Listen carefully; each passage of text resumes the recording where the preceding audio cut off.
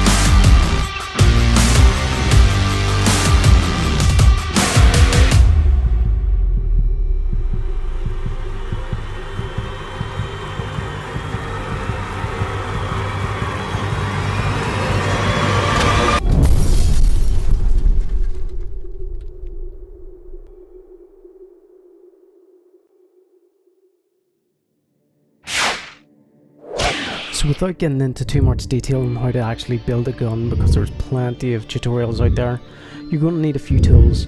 First one I use is just a normal screwdriver just to pop the pin out that holds the slide on. Once that pin's out, just slide back and lift it off. As you can see, I've already sprayed the lower and attached the sand grips. The sand grips went on really easily just with a hairdryer. With the old slide removed, it's time to add the new one. There's nothing too special about this one other than it allows me to attach a red dot. And as you can see, I painted the slide as well, only using Fosco paints.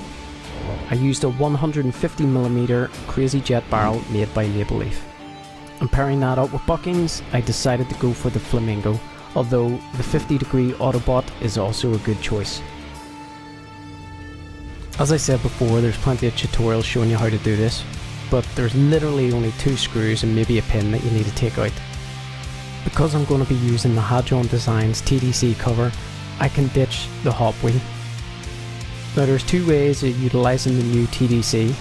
You can either use the Hadron H-plate, which means that you have to use the original hop arm and it's a wee bit fiddly to put back together, although it does work. However, they have this new design, which is the blue hop arm. With this new design, you simply put the hop back together and place it on top, simple as that. You next take the TDC cover and slip it on. And that should be the inner barrel assembly and hop unit complete. Before we start to set up the new slide, we need to take out the return nozzle assembly unit. For this, just set the slide the right way around and push the tab downwards, and it should easily pop out. And it should pop into the new slide just as easily. Just remember to click that tab in at the top. The inner barrel assembly just goes in with the barrel side going in first and compressing the spring. This will allow it to pass the return nozzle, seat into place and then return back again. Reassemble the slide back in first, then push it forward and then push it back again. And don't forget about putting the safety pin back in, as this holds the slide on. The silencer that I'm using is a Maple Leaf Whisper. It comes with its own exhaust barrel spacer, however there's plenty of space to pack it up even more with your own sponge or Scotch-Brite.